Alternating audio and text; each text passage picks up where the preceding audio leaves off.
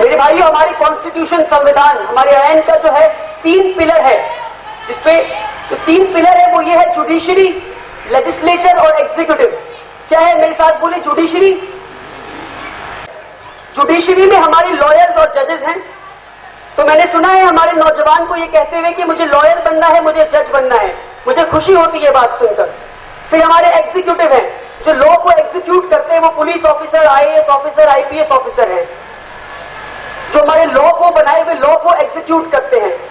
मैंने सुना है लोगों को ये कहते हुए कि मुझे आईपीएस बनना है, मुझे पुलिस ऑफिसर बनना है। फिर आता है हमारा लेजिस्लेचर। अगर एक शब्द में कहे तो हमारे लेजिस्लेचर में हमारे पॉलिटिशियंस हैं। खुदा की कसम खाकर मैं कहता हूं, मैंने आज तक एक भी नौजवान को ये कहते हुए नहीं सुना कि मुझे पॉलिटिशियन बनना है। क्योंकि हम जैसे लोग, नेक लोग, अच्छे लोग पॉलिटिक्स में नहीं आते। योगी और मोदी जैसे लोग पॉलिटिक्स में आ जाते हैं। एक बार एपीजे अब्दुल कलाम साहब एक गैदरिंग को एड्रेस कर रहे थे। वो पूछते हैं कि, और सारे स्टूडेंट थे, वो पूछते हैं, अब्दुल कलाम साहब पूछते हैं कि आप में से कितने लोग इंजीनियर बनना चाहते हैं? तो बहुत सारे हाथ ऊपर जाते हैं। फिर पूछते हैं आप में से कितने लोग साइंटिस्ट बनना चाहते हैं? तो बहुत सारे हाथ ऊपर जाते हैं। आप में से कितने लोग डॉक्टर, इंजीनियर, साइंटिस्ट, एस्ट्रोनॉट? सारे बच्चे ने हाथ उठा दिया। फिर अब्दुल कलाम साहब पूछते हैं कि आप में से कितने पॉलिटिशियन बनना चाहते हैं? एक भी बच्चे ने हाथ ऊपर नहीं किया। फिर अब्दुल कलाम साहब ने कहा उस स्पीच में कि मुझे दुख इस बात का है कि इस देश का नौजवान पॉलिटिशियन नहीं बनना चाहता। मेरे भाइयों, पॉलिटिशियन बनने आप, क्योंकि हम पॉलिटिशियन नहीं बनेंगे तो गंदे लोग उस जगह को जाकर कचरा कर देंगे। मेरे भाइयों, eight the end of the day ये पॉलिटिशियन है जो हमारी बिल बनाते हैं, हमारी बिल को पास करते हैं, हमारे देश को चला रहे हैं। तो हमें पॉलिटिक्स में करना है। आज पॉलिटिक्स एक गाली बनकर रह गया है। किसी को पॉलिटिशियन कह दीजिए या गाली दे दीजिए, बात बराबर है। तो हमें और आपको आज इंशाअल्लाह कहते हैं हम कि ऐसा हम करेंगे कि लोग एक वक्त आएगा शान से कहेंगे कि मैं पॉलिटिशियन हूं और एक ईमानदार पॉलिटिशियन हूं। और मैं हर जगह ये डंके की चोट पे कहता हूं कि मेरा ये सपना है कि 2040 तक मैं इस देश का वजीर आजम बनूं इंशाअल्लाह। और जब भी मैं ये बात कहता हूं तो मेरे रोंगटे खड़े हो जाते हैं। अभी भी मेरे रोंगटे खड़े हो गए। जब मैं लोकसभा में गया था, जो वहां का गाइड था उसने कहा था कि वहां बैठते हैं हमारे पीएम साहब। मैं उस कुर्सी को सिर्फ 5 मिनट तक देखता रहा। इंशाअल्लाह मुझे वहां बैठना है। मेरे भाइयों, अगर अल्लाह ना चाहा कि मैं प्राइम मिनिस्टर ना बनूं, जिसने भाई ने बताया अभी कि मैंने 10 बच्चे अडॉप्ट किए हैं। अब मैंने 10 बच्चे क्यों अडॉप्ट किए हैं, इसके पीछे भी रीजन है, एक वजह है इसके पीछे भी। तो 1 साल से मैं बहुत अकेला महसूस कर रहा था कि सिर्फ मैं क्यों आवाज उठा रहा हूं। 1 साल पहले कुछ ऐसा मंजर था कि मैं क्लास की सबसे आखिरी सीट में बैठता था, हर टीचर मुझे गाली देता था, हर टीचर मुझे गाली देता था। और अल्लाह को मुझे यहां लाना था, अल्लाह ने मुझे यहां लाके खड़ा कर दिया। अब ऐसा वक्त है कि जब मैं स्कूल वापस जाता हूं, वो टीचर जो गाली देता था आज फख्र से कहता है कि तुम मेरे स्टूडेंट हो। मेरे भाइयों, तो 1 साल में जो बदलाव आया मेरे अंदर, 1 साल तक मैं ढूंढता रहा एक और मुझे वली रहमानी या 2 और वली रहमानी मिल जाए, इसी तरह जुनून और हौसले और जोश के साथ। तो मैं कैसे बदल दूंगा एक रात में देश को, मैं ऐसे सोचता था। मगर यकीन माने 1 साल में मुझे अपने जैसा एक भी बच्चा नहीं मिला। सब खेलने कूदने में मस्त है, एक भी बच्चा मुझे अपनी तरह नहीं मिला। मैं ढूंढता रहा। फिर जाके मैं सोचा कि अपना वक्त क्यों बर्बाद कर रहा हूं मैं बच्चों को ढूंढने में, उससे अच्छा मैं वक्त लगाऊं अपने जैसे बच्चों को तैयार करने में। तो मैंने सोचा कि 10 बच्चों को मैं अडॉप्ट करूंगा, गरीब बच्चों को। अभी 10 गरीब बच्चे कौन होंगे, कहां से लाऊंगा, ये सवाल 2-3 महीने तक मैं खुद से पूछता रहा। मैं 10 बच्चे कहां से लाऊंगा? कौन मां है जो अपने बच्चे को मुझे दे देगी कि जाओ तुम वली रहमानी अपनी तरह बच्चे को बनाओ? कोई मां देगी अपने बच्चे को? नहीं देगी। फिर अल्लाह का करामत देखिए आप कि अल्लाह ने एक हदीस मेरे सामने ला दिया। उस हदीस में मोहम्मद सल्लल्लाहु अलैहि वसल्लम कहते हैं कि वो इंसान जो यतीम का ख्याल रखेगा, वो और मैं जन्नत में इस तरह दाखिल होंगे, 2 उंगली दिखाकर। इन 2 उंगली को कितना भी दूर कर दें आप, इन 2 उंगली का फासला देख रहे हैं आप? तो मोहम्मद सल्लल्लाहु अलैहि वसल्लम कहते हैं कि वो इंसान जो यतीम का ख्याल रखेगा, वो और मैं इस तरह जन्नत में दाखिल होंगे। तो मैंने तुरंत सोचा कि अल्लाह को दिखाना था कि वो 10 बच्चे जो होंगे वो यतीम होंगे। तो अब तक मैंने 5 बच्चे अडॉप्ट कर लिए हैं, 5 और करना है मुझे। तो एक सपना है मुझे, सपना है मेरा कि अगर मैं वजीर आजम नहीं बन पाए तो शायद इन 10 बच्चों में से कोई एक तो बन जाएगा इंशाअल्लाह। तो इस मुहिम को मैं लेके आगे जा रहा हूं। अपनी जिंदगी का एक मकसद बनाया आप कि at the end of the day हर रात सोने से पहले पूछिए अपने आप से कि दिन भर में मैंने क्या किया है इस देश के लिए, अपनी उम्मत के लिए, अपनी, अगर कुछ किया है तो अल्हम्दुलिल्लाह बोलिए, कुछ नहीं किया है तो अपने ऊपर शर्म करना चाहिए हमें।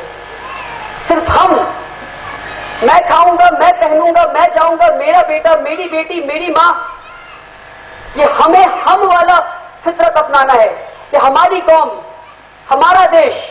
जैसे मैं बता रहा था आपको कि हम जैसे लोग अगर पॉलिटिक्स में नहीं आएंगे तो योगी और मोदी जैसे लोग पॉलिटिक्स में आ जाएंगे। ऐसे लोग जो पॉलिटिक्स का बेड़ा गर्क कर रखा है और जिन्होंने पॉलिटिक्स को कचरा बना रखा है। मेरे भाइयों, हम समझें इस बात को कि हिंदू मुस्लिम कोई मुद्दा ही नहीं है, इसमें हमको उलझाया जा रहा है। असली मुद्दा क्या है मालूम है आपको? असली मुद्दा यह है कि 70 साल हो गए हमारे आजादी को, 70 साल के बाद भी 30% से ज्यादा लोग इस देश में बिलो पॉवर्टी लाइन है, जिन्हें दिन में 3 वक्त का खाना नहीं मिलता, कपड़ा नहीं मिलता, सर पे छत नहीं।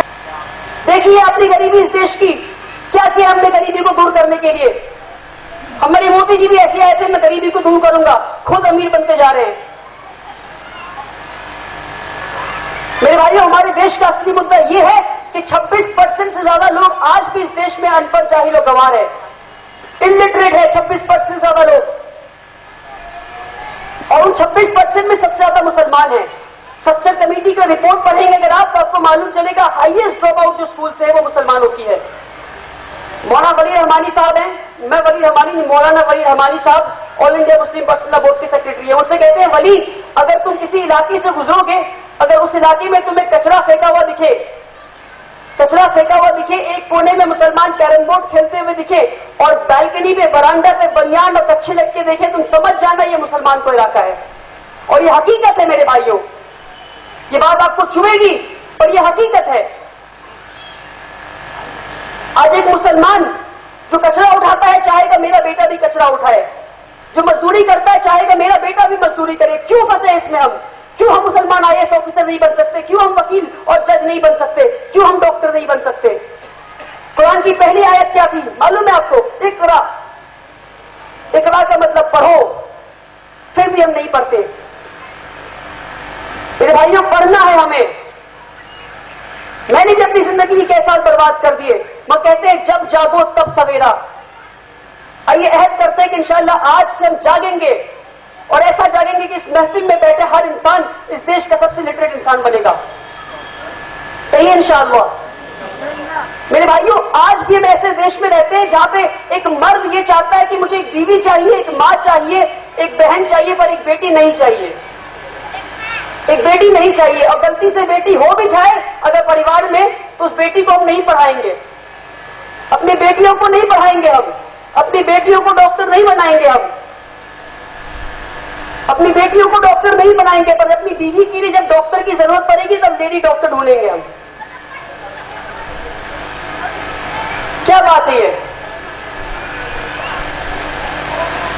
कि अपनी बेटियों को डॉक्टर नहीं बनाएंगे पर अपनी बेटियों और बीवियों के लिए, बहनों और माओं के लिए लेडी डॉक्टर ढूंढेंगे। मेरी भाइयों, इस प्रथा को चेंज करना है हमें, इसे बदलना है हमें। और ये माशरा में एक सबसे घटिया चीज जो मुझे दिखता है वो ये है कि लड़का शादी में दहेज मांगता है अपनी बेटियों से, अपनी बीवियों से। मैं ये कहता हूं वो बाप जो दहेज ले और जो चंद दहेज के लिए अपने बेटे को बेच दे, इस संसार का सबसे घटिया और नीच इंसान है वो। इस्लाम ने दहेज देना नहीं सिखाया, इस्लाम ने महर देना सिखाया। मेरे भाइयों, अगर इस महफिल में कोई ऐसा बाप बैठा है जिसने दहेज दिया तो मैं कहता हूं उठ के चले जाइए यहां से। आप शर्मिंदगी महसूस होनी चाहिए आपको। इस्लाम दहेज देना नहीं सिखाता है आपको। मैंने देखा अपनी आंखों से ऐसी बेटी जिसने दहेज नहीं दे पाया उसे एसिड से जला दिया गया, एसिड से। मैंने देखा है बंगाल में लड़कियों ने बदन में आग लगा लिया क्योंकि उसके बाप ने दहेज नहीं दे पाया। क्या ये इस्लाम सिखाता है हमें? सबसे घटिया है वो बाप जो चंद दहेज के लिए अपनी बेटे को बेच दे। तो अभी महाराष्ट्र में बहुत दंगा फसाद रिसेंटली हुआ था, आपको मालूम है। और बाबरी मस्जिद का केस भी आ रहा है। अभी सुप्रीम कोर्ट में बाबरी मस्जिद केस की सुनवाई है। बाबरी मस्जिद केस की सुनवाई है और हमारे श्री श्री रविशंकर, नाम सुना है आपने? सुना ही होगा आपने। वो कहते हैं कि मैं पीस का रहनुमा हूं, दुनिया में मैं अमन और शांति फैलाना चाहता हूं। फिर वो कहते हैं कि अगर बाबरी मस्जिद नहीं बना तो इंडिया सीरिया बन जाएगा। ऐसी धमकी दे रहे हैं वो। मेरे भाइयों, एक अच्छा हिंदुस्तानी ये कहेगा कि वहां मंदिर बने या मस्जिद बने, ये मैं डिसाइड नहीं करूंगा। ये कौन डिसाइड करेगा? Supreme court. ये कौन डिसाइड करेगा? Supreme court. और मैं एक बात आपसे कहना चाहता हूं, क्योंकि बाबरी मस्जिद तक सुनवाई आने वाला है, इसलिए मैं आपसे ये बात कहना चाहता हूं कि जो भी बाबरी मस्जिद का जजमेंट आए, सुप्रीम कोर्ट जैसा भी जजमेंट दे, सुप्रीम कोर्ट का जजमेंट हमारी सराखों पे इंशाअल्लाह। आप देखिए, संबित पात्रा जी कहते हैं, संबित पात्रा जी, हमारे सुब्रमण्यम स्वामी जी, ये गुंडे बन चुके हैं बिल्कुल। इस वक्त के सबसे बड़े गुंडे हैं लोग। हमारे असदुद्दीन ओवैसी साहब एक हैदराबाद के, पहले वो भी बहुत चीखा चिल्लाया करते थे, वो भी शांत हो गए। बुरा वक्त आ रहा है हमारे देश में। तो इस चीज को बदलने के लिए जो एक तरीका है, एक तरीका, मुसलमान कचरा उठा करके, रिक्शा चला करके अपने देश को नहीं बदल सकता। मुसलमान छोटी मोटी दुकान चला के अपने देश को नहीं बदल सकता। मुसलमानों को अपने देश को बदलना है अगर, तो वो सिर्फ एजुकेशन से बदल सकता है। मेरे भाइयों, क्योंकि बाबरी मस्जिद का इश्यू आया तो मैं बता दूं, इतिहास की एक बात मुझे याद आ गई और इसके साथ अपनी स्पीच को समाप्त करूंगा कि मौलवी आमिर अली और बाबा रामचरण दास दो दोस्त थे। ये दो दोस्त थे जिन्होंने अंग्रेजों के खिलाफ बगावत की। तो अंग्रेजों ने देखा कि बाबा रामचरण दास एक ब्राह्मण, मौलवी आमिर अली एक मुसलमान मौलाना, इन दोनों दोस्तों की दोस्ती हिंदू मुसलमान की दोस्ती को बढ़ा रहा है। तो उन्हें कैसी सजा दी जाए कि आने वाली पीर अली को और बाबा रामचरण दास को एक ही पेड़ पे, एक ही फांसी के फंदे पे लटका दिया गया। यानी एक फांसी का फंदा और गर्दन दो। और मालूम है ये पेड़ कहां पर है? ये पेड़ उसी अयोध्या में है जहां पर आज बाबरी मस्जिद के लिए लोग लड़ रहे हैं। तो बाबरी मस्जिद के लड़ने से पहले तो मौलवी आमिर अली को आप और बाबा रामचरण दास को याद कर लीजिए। और आखिर में बस ये कहना चाहता हूं मैं कि मैं तो यहां से जा रहा हूं, मगर आपसे एक अहद लेना चाहता हूं कि अपने बच्चे को आप, अगर आप दुकान चला रहे हैं तो दुकान पे नहीं बैठाएंगे, आप उसे स्कूल भेजेंगे। यूपी के एक मौलाना है, मैं उनका नाम भूल रहा हूं, उन्होंने कहा, बहुत अच्छा नारा दिया उन्होंने। उसी नारे के साथ मैं अपनी स्पीच को समाप्त करूंगा कि आधी रोटी खाएंगे और अपने बच्चों को पढ़ाएंगे इंशाअल्लाह।